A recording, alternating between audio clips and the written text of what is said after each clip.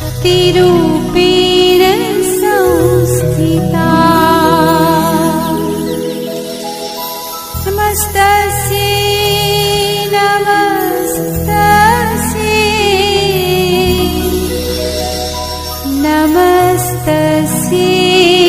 नमो नमः। પાઠ 4 માહિતી સંચાર ઈ કોમર્સ અને આઉટસોર્સિંગ વિશે આજે આપણે અભ્યાસ કરવાના છીએ કે માહિતી સંચારનો અર્થ, ઈ કોમર્સનો અર્થ અને આઉટસોર્સિંગનો અર્થ. તો સૌપ્રથમ પ્રસ્તાવના જોઈએ કે વર્તમાન પરિસ્થિતિની અંદર ધંધામાં હરીફાઈનું પ્રમાણ ખૂબ વધ્યું છે. કે હાલના પરિસ્થિતિની અંદર ધંધાનું જે હરીફાઈનું પ્રમાણ છે એ દિવસે ને દિવસે વધતું જાય છે. આ હરીફાઈના યુગમાં ધંધાના વિકાસ માટે માનવ સંસાધનો જેવા પરિબળો અગત્યના બન્યા છે. કે ખૂબ જ આવા હરીફાઈને લીધે જે ધંધાના વિકાસ માટે માનવ સંસાધનના પરિબળો છે એ ખૂબ જ અત્યારે અગત્યના છે. હરીફાઈમાં ટકી રહેવા માટે ઊંચી ગુણવત્તાવાળી વસ્તુઓ, વચ્ચોની નીચી પડતર કિંમત, માલની ઝડપ પર હેરફેર તથા ગ્રાહકની વધુ સારી સેવા જેવી બાબતો ધંધાકીય એકમો માટે અગત્યની બની છે. કે હાલના સમયની અંદર દરેક લોકોને ઊંચી ગુણવત્તાવાળી વસ્તુ પણ જોઈએ છે અને એ ગુણવત્તાવાળી જે વસ્તુ જે છે એની નીચી પડતર કિંમત પણ જોઈએ છે અને માલ ઝડપથી પહોંચી રહે એવી સારી સેવાઓ પણ જોઈએ છે. માહિતી સંચારના સાધનો દ્વારા માહિતી સંચારની પ્રક્રિયા ધંધાકીય એકમો માટે અત્યંત જરૂરી બની છે.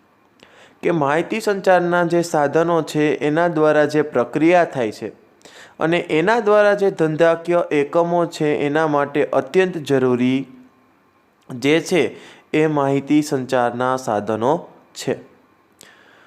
ધંધાકીય એકમના અન્ય એકમો તથા ગ્રાહકો સાથેના વ્યવહારો માટે ઈ કોમર્સની વ્યવસ્થા અસ્તિત્વમાં આવી છે. એટલું જ નહીં પરંતુ ધંધાના આંતરિક કાર્ય બહારના સ્ત્રોતો દ્વારા સરળતાથી થઈ શકે એ માટે આઉટસોર્સિંગ પણ ધંધાની જરૂરિયાત બની છે. કે ધંધાના જરૂરિયાત માટે આંતરિક કાર્ય માટે ને બહારના સ્ત્રોત સરળતાથી થઈ શકે માટે આઉટસોર્સિંગની વ્યવસ્થા કરવામાં આવી છે. અને સાથે સાથે ગ્રાહક સાથેના વ્યવહારો માટે પણ ઈ કોમર્સની વ્યવસ્થા જે છે એ ધીમે ધીમે અસ્તિત્વમાં આવી છે. હવે જોઈએ માહિતી સંચારનો અર્થ. કે માહિતી સંચાર એટલે પ્રત્યાયન. કે પ્રત્યાયન માટે અંગ્રેજીમાં કોમ્યુનિકેશન, તો કે આપણે એકબીજાની જે આપ-લે કરીએ એને માહિતી સંચાર કહેવાય છે. જે લેટિન ભાષા શબ્દ પરથી ઉતરી આવે છે જેનો અર્થ ટુ શેર, કોમન એવો અર્થ થાય છે. આ આપણે એસપીની અંદર શીખી ગયા છીએ કે માહિતી સંચારનો અર્થ જે છે એ શું થાય. તો કે પ્રત્યાયનના અર્થમાં સમય જતાં ઘણા પરિવર્તનો આવ્યા છે જેને લીધે આજે પ્રત્યાયનનો અર્થ વિશાળ બન્યો છે. કે માહિતી સંચાર જે છે એ ખૂબ જ ધંધાની અંદર જરૂરી છે. આદિમાનવો સંકેતો અને હાવભાવથી અશાબ્દિક પ્રયત્ન કરતા હતા, ત્યારબાદ બોલી સ્વરૂપે ભાષાનો ઉપયોગ માહિતી સંચાર થવા લાગ્યો. વિજ્ઞાન અને ટેકનોલોજીના વિકાસના પરિણામે ભાષા અને સંજ્ઞાઓના ઉપયોગથી પ્રસારણના વિવિધ માધ્યમો દ્વારા માહિતી સંચાર જે છે એ ઝડપી અને સરળ બન્યું છે. કે જે આદિમાનવો જે છે એ પોતાના સંકેતોથી અને હાવભાવથી જે છે એ પહેલાં પ્રત્યાયન કરતા એટલે કે કામ કરતા, પરંતુ હવે વિવિધ ભાષાઓનો ઉપયોગ થવા લાગ્યો અને માહિતી સંચાર થવા લાગ્યો. આના વિકાસના પરિણામે ભાષા અને જે સંજ્ઞા છે એ પણ ઉપયોગમાં આવી અને એના માટે જે છે એ માહિતી સંચાર ખૂબ જ ઝડપી અને સરળ પણ બન્યું. માહિતી સંચાર એ દ્વિમાર્ગી પ્રક્રિયા છે. કે એક નહીં પણ બે માર્ગ દ્વારા થતી પ્રક્રિયા છે. માહિતી સંચારમાં માહિતીને એક સ્ત્રોત પાસેથી લઈ અન્ય પહોંચાડવાની પ્રક્રિયા છે. એટલે કે કોઈ એક વ્યક્તિ પાસે લઈ અને બીજા વ્યક્તિ સુધી પહોંચાડવાની પ્રક્રિયા છે એ માહિતી સંચાર દ્વારા થાય છે. આ પ્રક્રિયામાં માહિતી મોકલનાર દ્વારા માહિતી જે તે સ્વરૂપમાં એકઠી કરી યોગ્ય માધ્યમો કે માર્ગ દ્વારા મોકલવામાં આવે છે. માહિતી મેળવનાર સંદેશનું અર્થઘટન કરી પ્રતિસાદ આપે છે. આમ માહિતી સંચારમાં માહિતી, ખ્યાલો, સંવેદનાઓ, લાગણીઓ કે સૂચનાઓનું બે કે તેથી વધુ વ્યક્તિઓ વચ્ચે આદાન પ્રદાન થાય છે. માહિતી સંચારથી શું થાય છે તો કે કોઈ પણ માહિતી જે છે, કોઈ પણ ખ્યાલો છે, અથવા કોઈ પણ સંવેદના અથવા લાગણીઓ છે, અથવા કોઈ સૂચના છે, એનું આદાન પ્રદાન થઈ શકે છે. એટલે કે એક કરતાં વધારે વ્યક્તિ હોય તો જ માહિતી સંચારનું આદાન પ્રદાન થઈ શકે છે.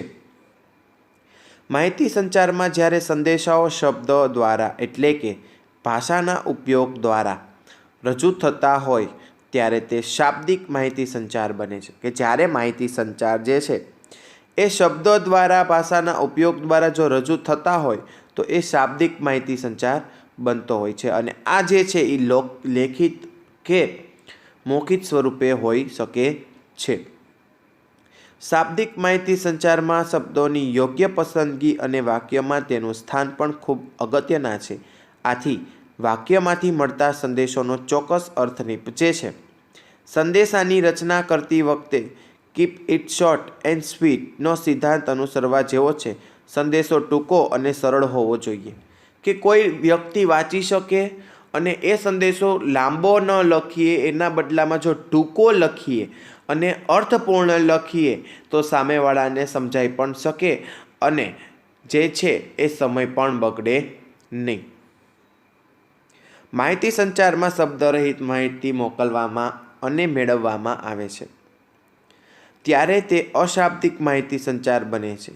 આ પ્રકારના માહિતી સંચારમાં માહિતીની આપલે ઇશારા, શારીરિક અભિવ્યક્તિ, શારીરિક મુદ્રા, ચહેરાના હાવભાવ, આંખના ઇશારા અને કલાત્મક રીતે એટલે કે વાદન, ગાયન, નૃત્ય, શિલ્પકામ, ચિત્રો, નકશા, તોપોની સલામી, સાયરન વગેરે દ્વારા થાય છે.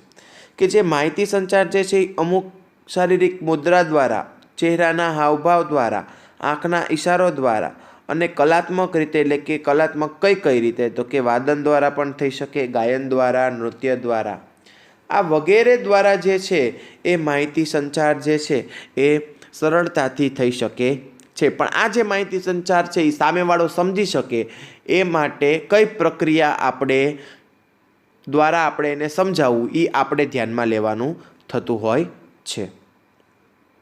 માહિતી સંચાર એટલે લોકો વચ્ચે એવી પ્રક્રિયા કે જેમાં માહિતી મોકલનારના જ્ઞાન, વિચારો, ખ્યાલો, સમજણ, સંવેદનાઓ, લાગણીઓ કે વલણો અંગેની માહિતીનું યોગ્ય સંકેત દ્વારા યોગ્ય માધ્યમથી થતું એવું પ્રસરણ કે જે માહિતી મેળવનારને પ્રભાવિત કરે, તેના વર્તનમાં પરિવર્તન થાય, તેની સાથે સંબંધ સ્થાપે અને જાળવે. માહિતી સંચાર કોને કહેવામાં આવે છે તો કે કોઈ એવી માહિતી કે જે બે વ્યક્તિ વચ્ચેની પ્રક્રિયા થઈ અને કોઈ પણ જે મોકલનાર જે છે એ પોતાનું જ્ઞાન જે છે, સમજણ છે, વિવિધ પ્રકારની સંવેદનાઓ, લાગણીઓ જે છે એ યોગ્ય માધ્યમ દ્વારા એવું પ્રસરણ કરે કે જે મેળવનારને પ્રભાવિત થાય કે સામેવાળી વ્યક્તિ કોઈ પણ વસ્તુ મેળવે છે માહિતી સંચાર દ્વારા એ પ્રભાવિત થવો જોઈએ અને એના વર્તનમાં પણ શું થાય તો કે પરાવર્તન થાય અને વિવિધ પ્રકારના સંબંધો છે એ સ્થાપે અને જાળવે. માહિતી સંચાર એટલે આપણા વિચારો બીજાના મગજમાં દાખલ કરવાની પ્રક્રિયા. આ ટૂંકી વ્યાખ્યા છે. આપણા વિચારો જે હોય એ બીજાના મગજમાં આપણે દાખલ કરીએ એને શું કહેવામાં આવે છે તો કે માહિતી સંચાર. માહિતી સંચારની પ્રક્રિયા કે માહિતી જે છે તો કે આધાર સામગ્રી પર પ્રક્રિયા બાદ મળતી નીપજ એટલે માહિતી. ઉદાહરણ તરીકે એક વસ્તુના 5 સ્થળેથી ભાવ લેવામાં આવે તો આ ભાવ એ ડેટા છે, પરંતુ એમાંથી સૌથી ઓછો ભાવ, સૌથી વધુ ભાવ જેવી વિગતો એ માહિતી છે. કે આ જે છે એ આપણે માહિતીની પ્રક્રિયા વિશે જોઈએ કે આ માહિતી સંચારની અંદર માહિતીની આપલે માટે પ્રક્રિયાના જે વિવિધ સોપાનો આપ્યા છે એના વિશે અભ્યાસ કરીએ. કે પહેલું છે સંદેશાનું ઘડતર કે કઈ રીતના થઈ શકે સંદેશાનું ઘડતર માહિતી સંચાર દ્વારા. તો કે માહિતીના આદાન પ્રદાનની પ્રક્રિયાની અંદર સંદેશાની રચના કરવામાં આવી છે અને ત્યારબાદ સંદેશો મૌખિક, લેખિત, શાબ્દિક કે અશાબ્દિક હોય છે. કે સંદેશો જે છે એ મૌખિક રીતે પણ હોઈ શકે, લેખિત રીતે પણ હોઈ શકે, શાબ્દિક રીતે પણ હોઈ શકે અથવા અશાબ્દિક રીતે પણ હોઈ શકે. ઉદાહરણ, રાજકોટથી રાત્રે 8 કલાક પછી વડોદરા જવું છે તો આ માટે માહિતી સંચારની પ્રક્રિયાના સોપાનો નીચે પ્રમાણે થશે. કે આપણે એક ઉદાહરણ લઈએ કે જો રાજકોટથી વડોદરા રાતને 8 વાગે જવું હોય તો કેવા કેવા પ્રકારના સોપાનો જે છે એ ધ્યાનમાં લેવામાં આવે છે. સોપાન 1, સોપાનની સમજૂતી, પછી ઉદાહરણ, કેટલા વાગે મળશે બસ, એ પ્રકારની માહિતીની પ્રક્રિયા. દાખલા તરીકે સંદેશાનું ઘડતર કરવું છે તો માહિતીના આદાન પ્રદાનની પ્રક્રિયામાં સંદેશાની રચના કરવામાં આવે છે અને એ સંદેશો કોઈ પણ રીતના હોઈ શકે, કાં તો મૌખિક, લેખિક અથવા શાબ્દિક રીતે હોઈ શકે. એનું ઉદાહરણ શું? તો કે 8 કલાક પછી વડોદરા જવા માટે બસ કેટલા વાગે મળશે તેવા પ્રશ્નની રચના કરવામાં આવતી હોય છે. હવે કેવા માધ્યમની પસંદગી કરવામાં આવે? તો કે સંદેશાની રચના કર્યા પછી સંદેશો મોકલવા માટે રૂબરૂ અથવા માહિતી સંચારના સાધનો પૈકી કોઈ એક અથવા એક કરતાં વધુ માધ્યમની પસંદગી કરવામાં આવતી હોય છે. અને જે ઉદાહરણ છે કે સંદેશો મોકલવા માટે ટેલિફોનના માધ્યમની પસંદગી કરવામાં આવતી હોય છે. હવે સંદેશો કઈ રીતના મોકલવો? તો કે સંદેશાની રચના અને માધ્યમની પસંદગી કર્યા પછી સંદેશો મોકલવામાં આવે કે કયા માધ્યમ દ્વારા આપણે સંદેશો મોકલીએ છીએ. તો કે ટેલિફોન દ્વારા રાજકોટથી રાત્રે 8 કલાક પછી વડોદરા જવા માટે બસ ક્યારે મળશે તેવું પૂછવામાં આવશે. તો કે આપણે ટેલિફોન દ્વારા પૂછીએ છીએ. સંદેશો સ્વીકારવો, તો કે સંદેશો જે મોકનાર છે એટલે કે જે મોકલનાર જે છે ત્યારે સંદેશો મેળવવાનો તરત જ સ્વીકાર કરે છે. એટલે કે ટેલિફોન દ્વારા રાજકોટથી 8 કલાક પછી વડોદરા જવા માટે બસ ક્યારે મળશે તેવું સંદેશો પૂછવામાં આવે છે. સંદેશાનું અર્થઘટન, તો કે સંદેશો મોકલનાર સંદેશમાં એવી ભાષા અને શબ્દનો ઉપયોગ કરે છે જેથી સંદેશો સ્વીકારનાર તેનું યોગ્ય રીતે અર્થઘટન કરી શકે છે. કે એનું અર્થઘટન છે યોગ્ય રીતે થવું જોઈએ. કે સંદેશો મોકલનાર જે છે એ રાત્રે 8 કલાક પછી વડોદરા જવા માટેની બસ ક્યારે મળશે તેવું પૂછશે ત્યારે સંદેશો સ્વીકારનાર કહેશે કે રાત્રે 8 કલાક પછી વડોદરા જવા માટેની બસ મળશે તેવું જ એ સમજે છે. કારણ કે અર્થઘટન જે છે એ બોલવામાં ફેર, કે આપણે કાંઈ પણ વસ્તુ બોલીએ છીએ એ સામેવાળાનું અર્થઘટન વ્યવસ્થિત પૂર્ણ થવું જોઈએ. સંદેશાનો પ્રત્યુત્તર, સંદેશો સ્વીકારનાર સંદેશાનું યોગ્ય અર્થઘટન કરી તેનો પ્રત્યુત્તર આપે છે. કે સંદેશો જે સ્વીકારનાર છે એ સંદેશાનું એક યોગ્ય અર્થઘટન કરી અને તેમનો પ્રત્યુત્તર આપે છે. અને આવા સંદેશો સ્વીકારનાર રાજકોટ રાત્રે 8 કલાક પછી વડોદરા જવાની બસ ક્યારે મળશે એવો પ્રત્યુત્તર ચોખ્ખો આપતા હોય છે. ઇન્ટરનેટનો અર્થ, તો કે ઇન્ટરનેટ એ ઇન્ટરકનેક્શન અથવા નેટવર્ક એ 2 શબ્દ પરથી આવ્યો છે. કે ઇન્ટરનેટ જે છે ઇન્ટરનેટ શબ્દ પરથી અથવા ઇન્ટરકનેક્શન શબ્દ પરથી એ જે છે એ આવ્યો છે, એટલે કે ઉતરી આવ્યો છે. ઇન્ટરનેટનો અર્થ ઇન્ટર એટલે આંતર અને નેટ એટલે જાળું. આમ ઇન્ટરનેટ એટલે આંતરજાળું. ઇન્ટરનેટ એ વિશ્વની સૌથી મોટી કમ્પ્યુટર સંચાલિત સિસ્ટમ છે જેના બીજા નામો જેવા કે the net, information super highway, cyber space વગેરે છે. કે માત્ર ને માત્ર આપણે ઇન્ટરનેટ યુઝ નથી કરી શકતા, એટલે કે ઇન્ટરનેટનું નામ જ ખાલી નથી લેતા પણ એના બદલે બીજા નામો પણ લઈ શકીએ. ધ નેટ પણ લઈ શકીએ, ઇન્ફોર્મેશન સુપર હાઈવે પણ લઈ શકીએ, ત્યારબાદ સાયબર સ્પેસ તરીકે પણ આપણે ઇન્ટરનેટને ઓળખી શકીએ છીએ. કમ્પ્યુટર્સના જૂથને માહિતી અને સાધનોને સહિયારા ઉપયોગથી હેતુસર એકબીજા સાથે જોડવામાં આવે તેને નેટવર્ક કહે છે. આ માટે તે હાર્ડવેર અને સોફ્ટવેરથી જોડાયેલા હોવા જોઈએ. કે કોઈ 2 વ્યક્તિ જે છે એ હાર્ડવેર અથવા સોફ્ટવેર સાથે જોડાયેલા હોવા જોઈએ અને એવા હેતુસર નેટવર્ક જોડવામાં આવે એને નેટવર્ક કહે છે. આમ 2 કે તેથી વધુ કોમ્પ્યુટર્સ વચ્ચેના આંતરજોડાણ ધરાવતા તંત્રને કોમ્પ્યુટર્સ નેટવર્ક કહે છે.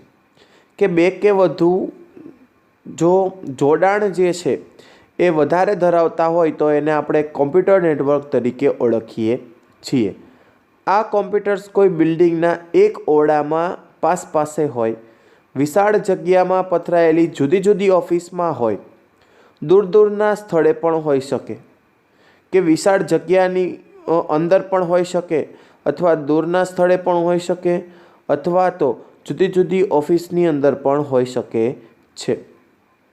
આમ ઇન્ટરનેટ નેટવર્કનો વિસ્તાર પાસેના કમ્પ્યુટર્સથી લઈને વિશ્વના વિસ્તારને આવરી લે છે. કમ્પ્યુટર્સના નેટવર્કનું નેટવર્ક એટલે ઇન્ટરનેટ. ઇન્ટરનેટની માલિકી કોઈ ધરાવતું નથી. કેટલીક એવી સંસ્થાઓ જે છે કે નેટવર્કના વિવિધ ભાગોના સ્થાપનામાં મદદ પણ કરે છે. એટલે કે કોઈ પણ એવું નેટવર્ક કે કમ્પ્યુટર્સને લીધે ચાલતું હોય અને ઇન્ટરનેટ જે છે એ કોઈની માલિકી નથી ધરાવતું અને એવી સંસ્થાઓ પણ રહેલી છે કે જે નેટવર્કના વિવિધ ભાગોની વ્યવસ્થાપનમાં પણ મદદ કરે છે. તો કે કોમ્પ્યુટર નેટવર્કના મુખ્ય 4 પ્રકારો છે. તો કે કયા? તો કે લેન એટલે કે લોકલ એરિયા નેટવર્ક, કે કમ્પ્યુટર્સના એકબીજા સાથે વાયરથી કે વાયર વગર પણ જોડાયેલું છે, કોઈ પણ નિશ્ચિત સ્થળ ઉપર જ. એવી રીતના કેન એટલે કે કેમ્પસ એરિયા નેટવર્ક, કે કોઈ એક જ કેમ્પસની અંદર કોમ્પ્યુટર સાથે જોડાયેલા હોય એ. દેન મેન એટલે કે મેટ્રોપોલિટન એરિયા નેટવર્ક, એટલે કે કોઈ એક શહેરના કોમ્પ્યુટર સાથે એકબીજા સાથે જોડાયેલું હોય એ. અને વેન એટલે કે વાઇડ એરિયા નેટવર્ક, એટલે કે કોઈ ભૌતિક સીમા ન હોય તે રીતે વૈશ્વિક રીતે કોમ્પ્યુટર સાથે એકબીજા સાથે જોડાયેલા હોય. આમ આ જુદા જુદા પ્રકારના નેટવર્કને આપણે શું કહ્યું છે તો ઇન્ટરનેટ કહીએ છીએ. વાઇડ એરિયા નેટવર્કને 2 વિભાગમાં પણ આપણે વહેંચી શકીએ છીએ, enterprise one and global one. કે એન્ટરપ્રાઇઝ વેન છે એક મોટી સંસ્થાના વિશાળ રીતે પથરાયેલા કોમ્પ્યુટર્સનું નેટવર્ક છે, જે વિવિધ સ્થળોના સ્થિર કોમ્પ્યુટર્સના નેટવર્કનું નેટવર્ક છે, જે સંસ્થા માટે ઊભું કરવામાં આવેલું નેટવર્ક છે. આવા નેટવર્ક ઇન્ટ્રાનેટથી ઓળખાય છે. ઉદાહરણ તરીકે ભારતીય રેલવે સમગ્ર દેશમાં તેમની કચેરીઓના કોમ્પ્યુટર્સને આ રીતે જોડે છે. કે ઘણી વખત જે છે એ એન્ટરપ્રાઇઝ નેટ વેન જે છે એ પણ આખા મોટી સંસ્થાઓની અંદર જોડાયેલું હોય છે. અને જે હાલના સમયની અંદર ભારતીય રેલવે છે એ સમગ્ર દેશના કચેરીઓનું કોમ્પ્યુટર્સ જે છે એ આ રીતના જોડતા હોય છે. ગ્લોબલ વેન આ વિશાળ નેટવર્ક છે. આ નેટવર્કને ભૌગોલિક સીમા નથી, કે આમાં કોઈ સીમા હોતી નથી. તે નેટ જે છે એ ખૂબ જ વિશાળ છે. તે વિવિધ દેશો અને ખંડો સુધી ફેલાયેલું છે, કે વિવિધ દેશોમાં પણ છે અને વિવિધ ખંડોની અંદર પણ આ નેટ જે છે એ ખૂબ જ ચાલી રહ્યું છે. તે અલગ અલગ સંસ્થાઓના નેટવર્કનું સામૂહિક નેટવર્ક છે. તેને WWW કરે છે, કે વર્લ્ડ વાઇડ વેબ, કે આખા વિશ્વનું જે સંચાલન કરતું હોય એવું ઇન્ટરનેટ, કે જે પ્રવર્તમાન સમયની અંદર જે છે એ ઇન્ટરનેટની સેવા આપનારી કોઈ પણ સંસ્થા જે હોય અને એ ટેલિફોનને દૂર કરે છે અને કોઈ પણ એક જે છે એ સંદેશા વ્યવહારની સેવા જે છે એ વ્યવસ્થા ઊભી કરે છે.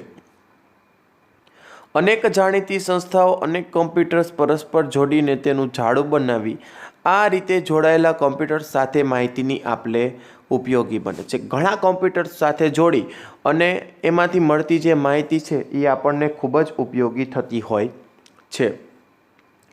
આમ ઇન્ટરનેટ એટલે કોઈ એક મધ્યસ્થ સંસ્થા દ્વારા ટેલિફોનની મદદથી કે તેના વગર સંદેશા વ્યવહારના ઉપયોગની મદદથી સંદેશા માટે રચાયેલું કોમ્પ્યુટરનું જાળું. ઇન્ટરનેટ શું છે તો કે કોઈ વ્યક્તિ વચ્ચે જે છે એ મધ્યસ્થ સંસ્થા દ્વારા ટેલિફોનની મદદથી અથવા ટેલિફોનની મદદ વગર જે સંદેશા વ્યવહાર થાય એને એક કોમ્પ્યુટર્સનું જાળું એટલે કે ગ્લોબલ વેન તરીકે ઓળખવામાં આવે છે.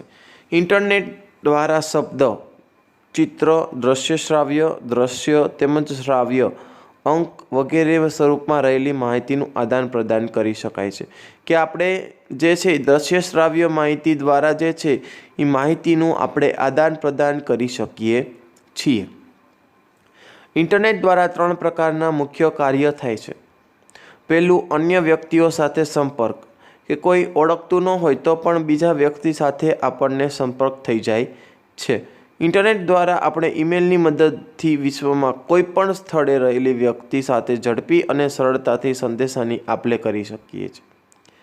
કે સૌથી સરળ જે છે એ ઈમેલ દ્વારા આપણે વિશ્વની કોઈ પણ બીજી વ્યક્તિ સાથે ઝડપથી અથવા સરળતાથી સંદેશાની આપ-લે કરી શકીએ છીએ.